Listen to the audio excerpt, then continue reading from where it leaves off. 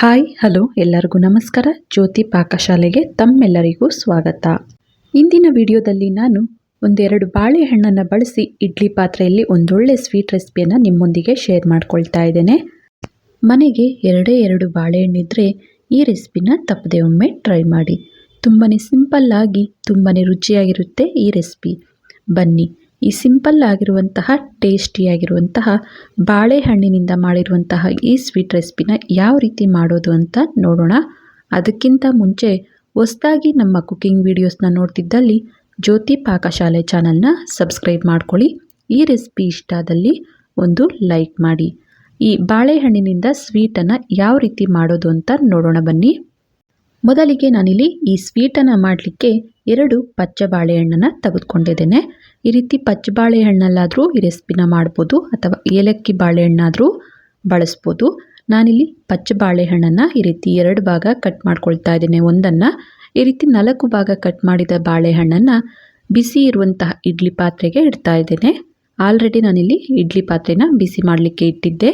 ಈಗ ಈ ಬಾಳೆಹಣ್ಣನ್ನು ಇಟ್ಟು ಲಿಡ್ಡನ್ನು ಕ್ಲೋಸ್ ಮಾಡಿ ಇದನ್ನು 5ರಿಂದ 8 ನಿಮಿಷ ಬೇಯಿಸ್ಕೊಂಡ್ರೆ ಸಾಕು. ಇವು ಬೇಗನೆ ಸಾಫ್ಟ್ ಆಗ್ತವೆ. ನೋಡಿ, ನಾನಿಲ್ಲಿ ಒಂದು 8 ನಿಮಿಷ ಬೇಯಿಸ್ಕೊಂಡಿದ್ದೆ. ಬಾಳೆಹಣ್ಣು ಚೆನ್ನಾಗಿ ಸಾಫ್ಟಾಗಿ ಬೆಂದಿದ್ದಾವೆ. ಈಗ ಇವನ್ನ ಒಂದು ಪ್ಲೇಟಿಗೆ ತೆಗೆದುಕೊಳ್ತೇನೆ. ಫುಲ್ ತಣ್ಣಗಾಗಲಿಕ್ಕೆ ಬಿಡ್ತೇನೆ. ನೋಡಿ, ಬಾಳೆಹಣ್ಣು ಫುಲ್ ತಣ್ಣಗಾಗಿದೆ. ಈಗ ಈ ರೀತಿ ಸಿಪ್ಪೆನ ಸಪ್ರೇಟಾಗಿ ತೆಗೆದು ಈ ಬಾಳೆಹಣ್ಣನ್ನು ಒಂದು ಬಟ್ಲಿಗೆ ಸಪ್ರೇಟಾಗಿ ಎಲ್ಲವನ್ನು ತೆಗೆದುಕೊಳ್ತಾ ಇದ್ದೇನೆ. ಬಾಳೆಹಣ್ಣನ್ನು ಎಲ್ಲವನ್ನು ಈ ರೀತಿ ಬಟ್ಲಿಗೆ ಸಪ್ರೇಟಾಗಿ ತೆಗೆದ ನಂತರ ಈ ರೀತಿ ಫೋರ್ಕ್ನಿಂದ ಎಲ್ಲವನ್ನು ಮ್ಯಾಶ್ ಮಾಡ್ಕೊಳ್ತಾ ಇದ್ದೇನೆ. ಚೆನ್ನಾಗಿ ಇದನ್ನು ಈ ರೀತಿಯಾಗಿ ಮ್ಯಾಶ್ ಮಾಡ್ಕೊಳ್ಬೇಕಾಗುತ್ತೆ. ಇದೇ ಪಚ್ಚ ಬಾಳೆಹಣ್ಣನ್ನು ಬಳಸಬೇಕು ಅಂತೇನಿಲ್ಲ. ಏಲಕ್ಕಿ ಬಾಳೆಹಣ್ಣಲ್ಲಾದರೂ ಈ ರೆಸಿಪಿಯನ್ನು ಮಾಡ್ಕೊಳ್ಬೋದು. ಈ ರೀತಿ ಫುಲ್ ಸಾಫ್ಟ್ ಆಗೋ ರೀತಿ ಎಲ್ಲವನ್ನು ಮ್ಯಾಶ್ ಮಾಡಿದ ನಂತರ ಈಗ ಇದಕ್ಕೆ ಕಲರಿಗೆ ಅಂತ ಒಂದು 1/4 ಟೀ ಸ್ಪೂನಿಗಿಂತ ಕಮ್ಮಿನೇ ಒಂದು ಚಿಟಿಕೆ ಆಗುವಷ್ಟು ಅರಿಶಿನ, 1 ಚಿಟಿಕೆ ಆಗುವಷ್ಟು ಪುಡಿ ಉಪ್ಪನ್ನು ಸೇರಿಸಿ ನಂತರ ನಾನಿಲ್ಲಿ 1 ಕಪ್ ಆಗುವಷ್ಟು ಅಕ್ಕಿ ಹಿಟ್ಟನ್ನು ತೆಗೆದುಕೊಂಡಿದ್ದೆ. ಅದರಲ್ಲಿ ಅರ್ಧ ಕಪ್ ಆಗುವಷ್ಟು ಅಕ್ಕಿ ಹಿಟ್ಟನ್ನು ಸೇರಿಸಿ ಚೆನ್ನಾಗಿ ಈ ಬಾಳೆಹಣ್ಣಿನ ಮಿಶ್ರಣ ಅಕ್ಕಿ ಹಿಟ್ಟು ಎಲ್ಲ ಮಿಕ್ಸ್ ಆಗೋ ರೀತಿ ಚೆನ್ನಾಗಿ ಮಿಕ್ಸ್ ಮಾಡಿ ನಂತರ ಹಿಟ್ಟು ಜಾಸ್ತಿ ಕೈಗೆ ಅಂಟ್ತಾ ಇರೋದ್ರಿಂದ ಇನ್ನೂ ಸ್ವಲ್ಪ ಅಕ್ಕಿ ಹಿಟ್ಟನ್ನು ಸೇರಿಸ್ಕೊಳ್ತಾ ಇದ್ದೇನೆ. ಈ ರೀತಿಯಾಗಿ ನಮಗೆ ಈ ಹಿಟ್ಟು ಚಪಾತಿ ಹಿಟ್ಟಿನ ಅದಕ್ಕೆ ನಾವು ರೆಡಿ ಮಾಡ್ಕೊಳ್ಬೇಕು. ಅಲ್ಲಿವರೆಗೂ ಸಾಫ್ಟಾಗಿ ಇತ್ತು ಅಂದಲ್ಲಿ ಇನ್ನೂ ಸ್ವಲ್ಪ ಅಕ್ಕಿ ಹಿಟ್ಟನ್ನು ಸೇರಿಸಿ ಈ ಹಿಟ್ಟನ್ನು ಕಲಿಸ್ಕೊಳ್ಬೇಕಾಗುತ್ತೆ. ನೋಡ್ಬೋದು, ನಾನಿಲ್ಲಿ 1 ಕಪ್ ಅಕ್ಕಿ ಹಿಟ್ಟನ್ನು ತೆಗೆದುಕೊಂಡಿದ್ದೆ. ಇದರಲ್ಲಿ ಇನ್ನೂ 1-2 ಟೇಬಲ್ ಸ್ಪೂನ್ ಆಗುವಷ್ಟು ಅಕ್ಕಿ ಹಿಟ್ಟು ಮಿಕ್ಕಿದೆ. ಚೆನ್ನಾಗಿ ಇದನ್ನು ಈ ರೀತಿಯಾಗಿ ಮಿಕ್ಸ್ ಮಾಡ್ಕೊಳ್ಬೇಕಾಗುತ್ತೆ. ನೋಡಿ, ಈ ರೀತಿ ಚಪಾತಿ ಹಿಟ್ಟಿನ ಅದಕ್ಕೆ ನಾವು ಮಿಕ್ಸ್ ಮಾಡ್ಕೊಳ್ಬೇಕಾಗುತ್ತೆ. ಇದನ್ನು ಮತ್ತೆ 1 ನಿಮಿಷ ಚೆನ್ನಾಗಿ ಈ ರೀತಿಯಾಗಿ ನಾದ್ಕೊಳ್ತಾ ಇದ್ದೇನೆ. ಈ ಹಿಟ್ಟನ್ನು ಚೆನ್ನಾಗಿ ಈ ರೀತಿಯಾಗಿ ನಾದಿಕೊಂಡ ನಂತರ ಇದನ್ನು ಸೈಡ್ಗೆ ತೆಗೆದಿಡ್ತೇನೆ.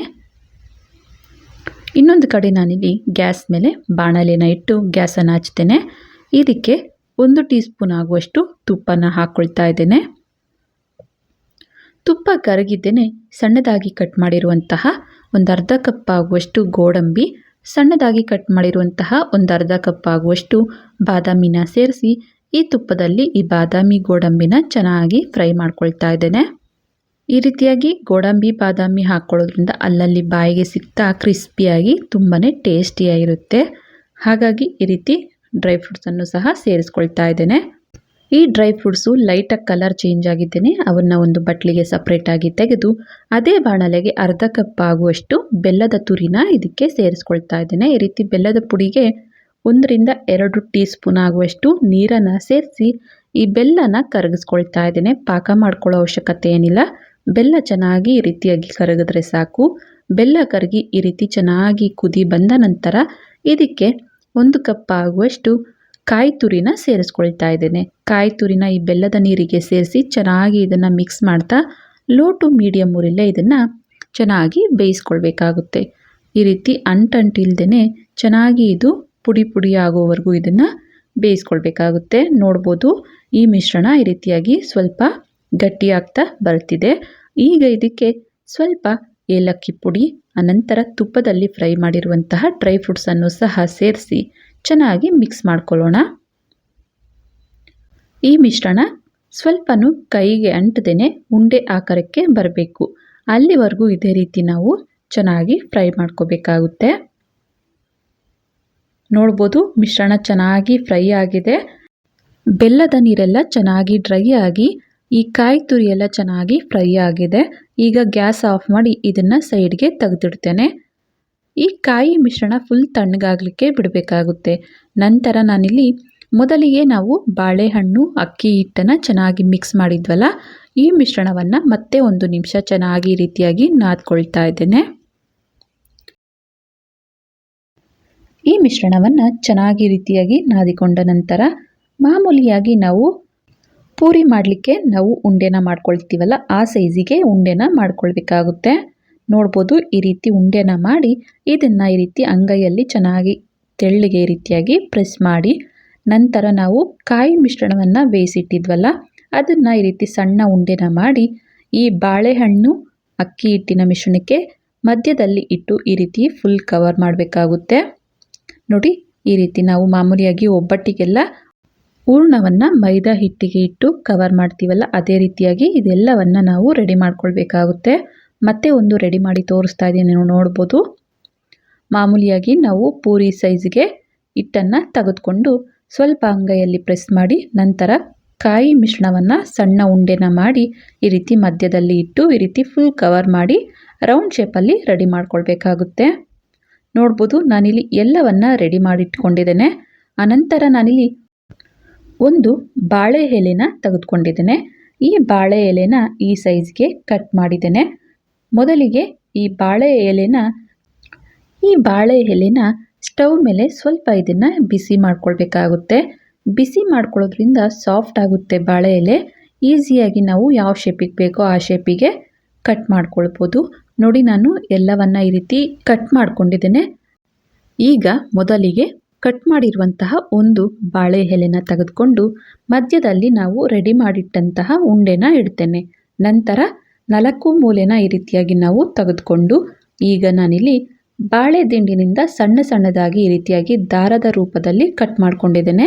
ಇವನ್ನ ಈ ರೀತಿಯಾಗಿ ಗಂಟಾಕ್ತಾ ಇದ್ದೇನೆ. ಈ ರೀತಿ ಗಂಟಾಕೋದ್ರಿಂದ ನಾವು ಇಡ್ಲಿ ಪಾತ್ರೆಯಲ್ಲಿಟ್ಟು ಬೇಯಿಸಬೇಕಾದ್ರೆ ಬಿಟ್ಕೊಳ್ಳಲ್ಲ ಅಂತ, ಈಸಿಯಾಗಿರಲಿ ಅಂತ ಈ ರೀತಿಯಾಗಿ ರೆಡಿ ಮಾಡ್ಕೊಳ್ತಾ ಇದ್ದೇನೆ.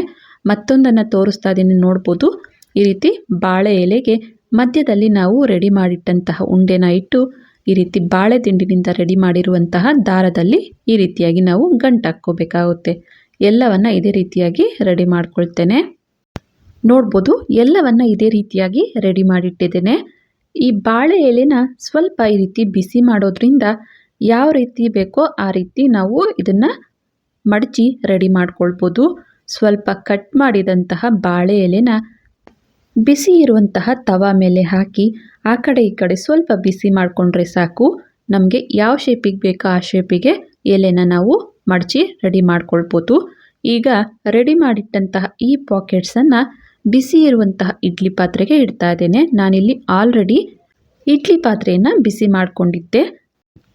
ಲಿಡ್ಡನ್ನು ಕ್ಲೋಸ್ ಮಾಡಿ ಇದನ್ನು ಒಂದು 10 ನಿಮಿಷ ಬೇಯಿಸ್ಕೊಂಡ್ರೆ ಸಾಕು. ಜಾಸ್ತಿ ಹೊತ್ತು ಏನು ಬೇಯಿಸೋ ಅವಶ್ಯಕತೆ ಇಲ್ಲ.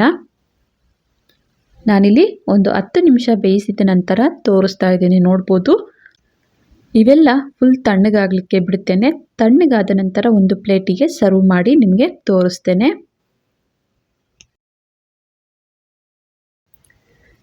ನೋಡಿ ಬಾಳೆಹಣ್ಣಿನ ಸ್ವೀಟ್ ರೆಸಿಪಿ ರೆಡಿಯಾಗಿದ್ದಾವೆ.